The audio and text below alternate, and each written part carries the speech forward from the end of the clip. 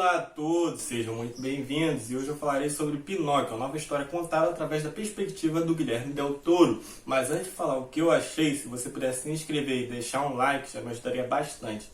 Eu acreditava que essa adaptação seria só mais uma adaptação dentre todas as adaptações que já tiveram do Pinóquio, assim como o live action da Disney, que saiu esse ano também do Pinóquio, que não deu certo. Mas essa adaptação, pelo ponto de vista do Guilherme Del Toro, é muito emocionante, ela realmente tem muito coração.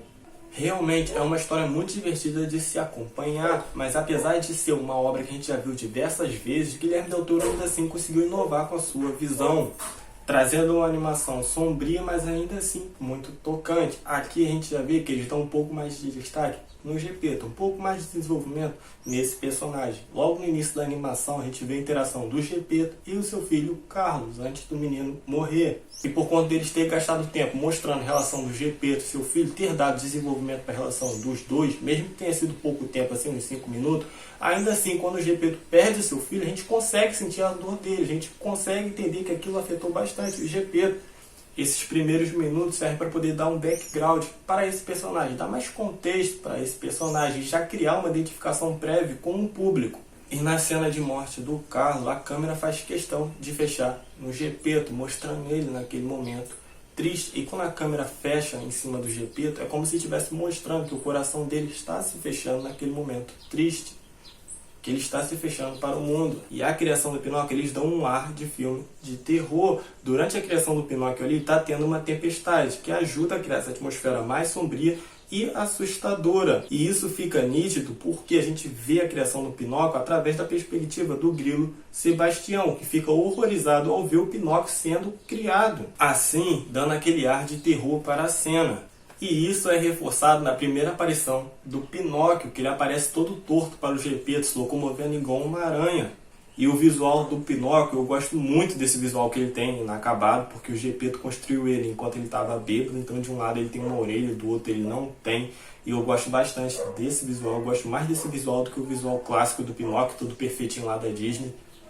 De início, esse visual do Pinóquio pode causar uma certa estranheza, mas logo depois você vai se acostumando. E eu acredito que essa estranheza é proposital, já que o tom dessa história é mais sombria do que a história original. E o visual original não se adequaria a essa história, porque ele é muito brilhante, muito perfeito, e não se adequaria ao tom sombrio dessa história. A animação nesse filme é toda feita em stop motion, que eu acho muito bonita, e dá um trabalho enorme para fazer. O stop motion, que significa movimento parado, é uma técnica que consiste em tirar diversas fotos de objetos inanimados, como bonecos de massinha, por exemplo, e colocá-las em sequência, de forma a fazer com que o nosso cérebro crie a ilusão de movimento devido às diferenças de posições dos objetos.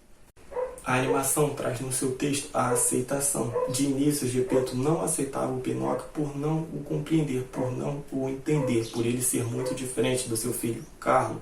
E o Gepeto queria que o Pinóquio fosse igual ao seu filho Carlo, queria que o Pinóquio mudasse, ele não conseguia aceitar o Pinóquio pelo que o Pinóquio era. E a animação passa essa mensagem de que você tem que amar a sua família do jeito que eles são, não pela forma que você queria que eles fossem. Então, ao longo da trama, o Gepeto aprende que ele tem que amar o Pinóquio da forma que ele é. O grilo Sebastião vem como narrador aqui também dessa história. Ele vem um pouco mais de desenvolvimento nessa animação. Ele vem como o coração do Pinóquio, não a consciência dele. E aqui faz total sentido dentro dessa história, já que é por meio do coração do Pinóquio, por conta do amor que o Pinóquio tem pelo Gepeto, que faz com que ele embarque naquela jornada toda.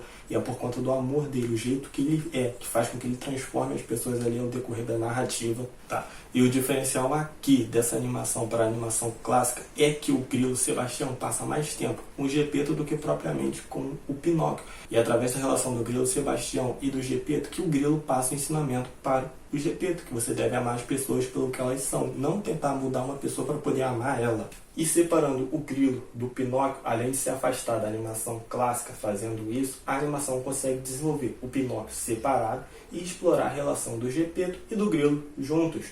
O filme também traz o fascismo no seu texto. Ele traz uma crítica ao fascismo, que ganha mais força na metade do seu filme. Enquanto os personagens humanos agiam igual marionete, o Pinóquio, que se parece com uma marionete, não agia como tal. O Guilherme Del Toro tem uma forma de contar suas histórias que acaba sendo muito tocante. Mesmo ele trazendo essas histórias fantásticas dele, ainda assim ele consegue encantar o público com a mensagem que ele quer passar. Ele não encanta só pelo fantástico, mas também pelas relações dos personagens. Ele consegue comover o público com as suas histórias, mesmo ela sendo conhecida, igual a história do Pinóquio, que apesar dele mudar ali, ainda mantém um pouco da essência da história original. Tá? Essa animação saiu pela Netflix, inclusive a Netflix liberou um make-off dessa produção. A gente vê os animadores ali utilizando a técnica de stop motion para poder movimentar os personagens, onde a gente vê também os dubladores ali participando das entrevistas falando o que eles acharam dessa produção. Inclusive o Guilherme Del Toro também expõe as suas ideias do que ele queria trazer para essa animação, do que ele queria trazer para esse filme. E é muito interessante vocês assistirem um make-off. Claro, depois de assistirem o filme, vale muito a pena vocês assistirem o make-off. Guilherme Del Toro demorou 15 anos para poder contar essa história e a espera valeu muito a pena, porque a história é muito tocante. Para mim, essa foi a melhor animação que teve esse ano. Eu gostei muito dessa animação. Pessoal, o vídeo termina por aqui. Até uma próxima. Tchau!